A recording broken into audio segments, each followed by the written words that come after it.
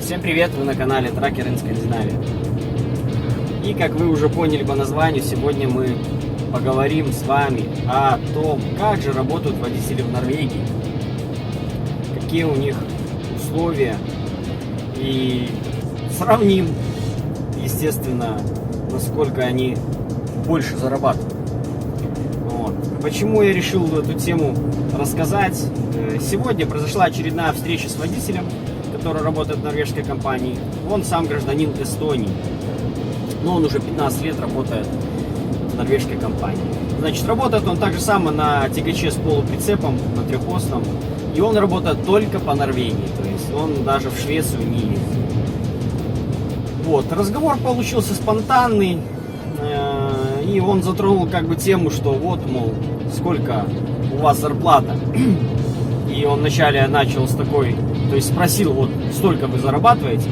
Ну, конечно же, я засмеялся, говорю, да нет, таким даже не пахнет. Вот, он спросил, зарабатываем ли мы 3500 евро. Вот, то есть, ну, это что-то фантастическое для прибалтийских фирм. Вот, и поэтому он начал рассказывать про свою, говорит, да, ну, типа, у меня вот зарплата, говорит, 4500 евро в месяц. И это, говорит, после вычета налогов. То есть здесь важно, в Норвегии, да, есть ихние законы, по ихним законам выходит очень большой налог. Ну и типа как бы кто больше там зарабатывает, те больше платит налог. Ну, в принципе, такая же система в США и в Канаде, это без разницы. Но у него уже после вычета 4700. И у них эти налоги идут-то не в счет там кого-то, каких-то карманов и кошельков, а это идет все обратно-таки для людей. У них, для граждан Норвегии и тех, кто работает в Норвегии официально, бесплатная медицина, бесплатное образование. Вот и судите сами. Ну и так далее, конечно, все остальные вытекающие из этого последствия. То есть полный выходит соцпакет. Также пенсия в Норвегии, конечно же, если вы забьете в интернете запрос, сколько же в Норвегии пенсия, вам станет все понятно. Он мне назвал, он уже в возрасте, мужичок такой, что вот по его подсчетам у него пенсия будет составлять около 4000 евро в месяц пенсии. Поэтому я считаю, это очень достойно встретить старость, отработав такие сроки. Вот. Значит, но то, что вот он сейчас зарабатывает, это, конечно же, можно считать минимальная зарплата водителя в Норвегии. Да, вы не ослышались, это минимальная зарплата водителя. Именно фуры, так сказать.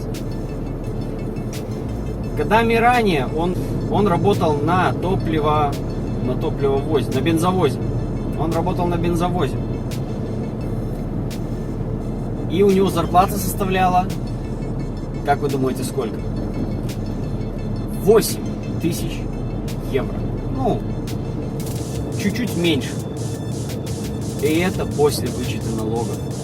Потом он попал в аварию, как он рассказал, и, как бы, получается, в Норвегии ему запретили перевозить опасные грузы. То есть он получил какую-то травму или даже ему там инвалидность дали. То есть за ним остался, что он может работать водителем, но он не может перевозить опасные грузы. И поэтому теперь он спокойненько работает по месту, перевозя цветы.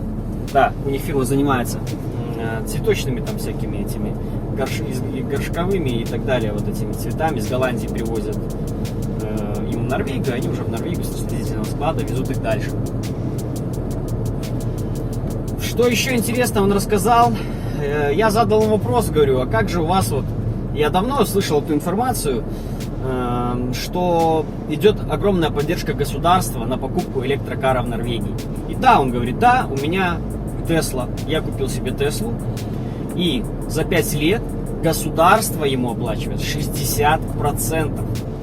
То есть он платит только 40%. Естественно, никаких там процентов других начислений нету. То есть чистая сумма стоимости автомобиля делится на 60 и 40% на 5 лет. И за 5 лет 60% возмещает тебе государство, потому что ты пользуешься электрокаром. Поэтому в Норвегии, тем более возьмем в Осло, огромнейшее количество электрокаров. На данный момент, наверное, это каждая третья, не побоюсь этого сказать, машина это электрическая.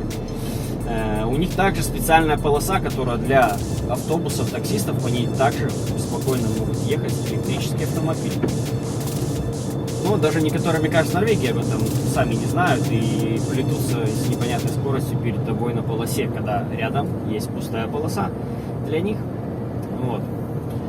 Значит, также у него в соцпакете включены отпускные. И отпускные его составляют в год 7000 евро.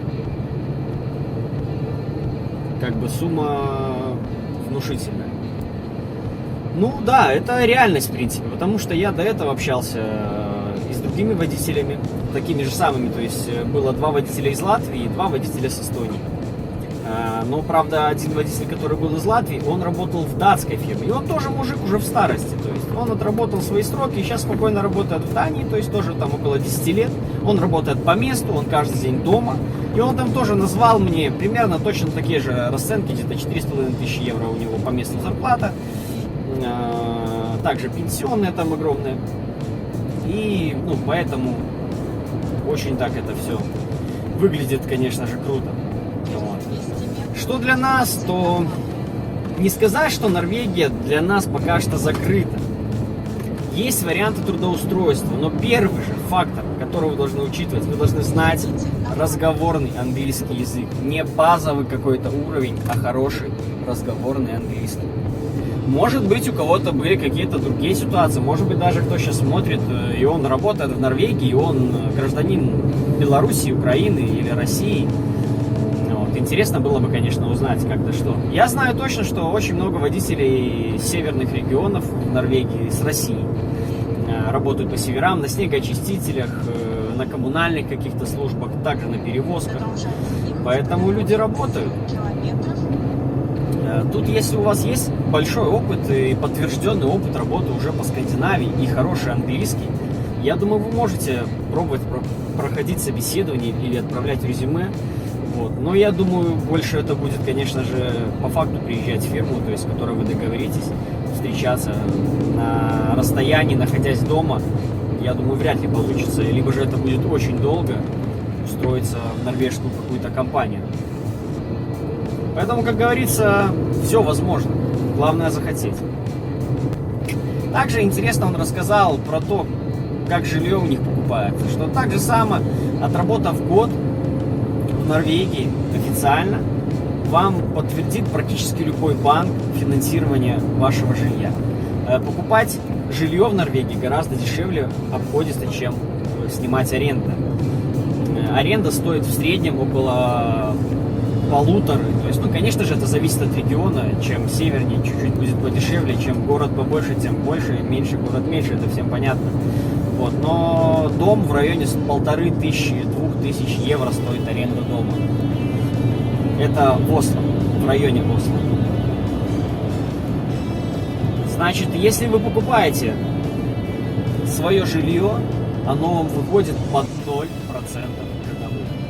Вы просто, вам банк назначает первый взнос. Взнос этот зависит от вашего уровня зарплаты, который вы получаете в данный момент, среднегодовой. И вы вносите первоначальный взнос, все, вы берете, пользуетесь жильем, и там кто насколько берет, на 10 лет, 15 лет, 5 лет, то есть как кому удобнее. Конечно же, это все очень выглядит красиво. Ну и на самом деле Норвегия долгие года находится на высоком уровне для жизни. Она всегда была в каких-то рейтингах разных изданий. Да, конечно же, верить всему этому или не верить. Также вы можете это все проверить в интернете примерно. Но это вполне реальное, то есть все зарплаты, все то, что я рассказал. По статистике, у каждого норвега имеется своя лодка полноценная. А у каждого третьего норвега есть свой катер. Не лодка резиновая с веслами, а катер. Поэтому уровень жизни здесь очень высокий. Да, здесь высокие цены на питание. Конечно же, это для Европы, возможно, даже самые высокие цены. По крайней мере, в тех странах, в которых я бывал, это самые высокие цены. К примеру, стоимость хорошего хлеба 3 евро. Молоко я покупал не так давно. За литр я давал 2 евро за литр молока. Но это молоко хорошее. Это не дерьмо подяженное, которое у нас сейчас в Беларуси начало продаваться. Хотя раньше Беларусь по продукции была очень достойная. Молоко, сметана, масло, у нас все было классно, но это давно в прошлом. Поэтому качество продуктов хорошее, но да, и цены тоже хорошие. Но, конечно же, сразу же не стоит ехать работать в Скандинавию, и тем более идти работать в Норвегии, на норвежскую фирму, тем, кто много курит и любитель там хотя бы по выходным там выпить что-то серьезное, спиртное какое-то выше там 30 градусов. Значит, алкоголь продается в специализированных магазинах только. И стоимость, ну, возьму среднюю, как бы точные цены, конечно, я не знаю, я никогда в Норвегии не покупал алкоголь, но самая ужасная водка будет стоить в районе 30 евро за 0,5. Может быть, это будет 25 евро за 0,5. Плюс-минус, неважно. Суть в том, что никто в жизни, нормальный, адекватный человек, у которого нету проблем там с алкоголем, не из тех, которые только ключ заглушил сразу стакан, хлоп, все, то да, это таким трудно, конечно, будет и дорого это все стоить будет. Сигареты, пачка сигарет стоит от 12 и выше. То есть я не знаю, какая максимальная цена, но 12-15 евро пачка сигарет. Качество этих сигарет, да, я как-то однажды покупал, посмотреть, как да что, ужасное. То есть качество, мне кажется, вообще в странах, где чем выше цена на сигареты, они гораздо хуже. Я не знаю, почему это так у них происходит. Да, Норвегия еще является, конечно же, основным поставщиком на весь мир рыбы, но в магазинах у них рыба вообще ни разу не дешевая.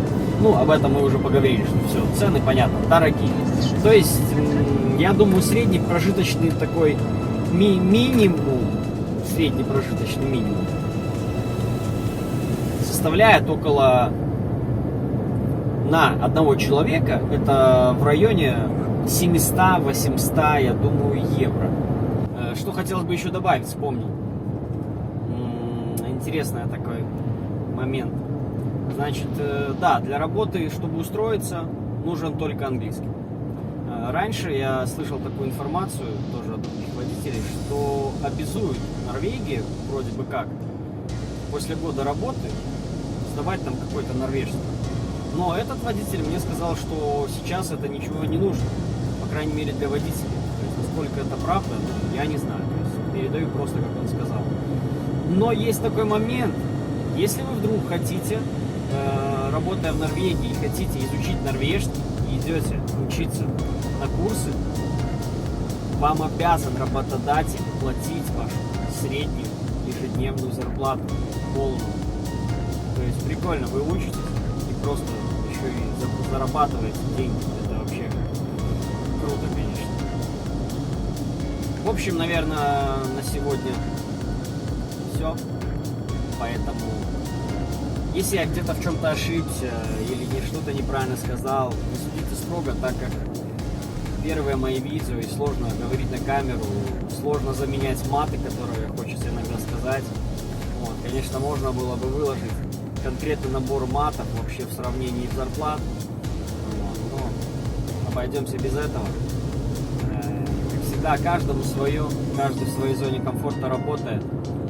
Кому-то так нравится, кому-то по-другому, кто-то ищет сюда чего-то большего и нового, поэтому дерзайте. Также пишите в комментариях какие-либо вопросы, может возникли, что-то еще, может что-то я забыл, не все так. Так, друзья, подойдем, сегодня мы подведем черту, более-менее, я думаю, вам понятно, как бы уровень и разница между работой в Норвегии и работой, точнее, разница между работать на норвежскую компанию и работать по Скандинавии на какие-то других стран, то бишь да, Прибалтики и Польши. Зарплаты и условия колоссальные. Потому что мы работаем все, у нас условий, в принципе, кроме обычной простой зарплаты суточной, у нас больше нету ничего. У нас нету там пенсиона там какой-то там смешной, там непонятно там начисляется, что там к чему еще надо разобраться. У нас нету никакого соцпакета, ничего, отпускные нам никто не оплачивает. Вот, и также не больничные, и еще какие-то. Поэтому такие вот дела. Вот, что ж, всем удачи, ставьте лайк, подписывайтесь. И я постараюсь в следующем видео рассказать тоже что-то интересное. Всем пока!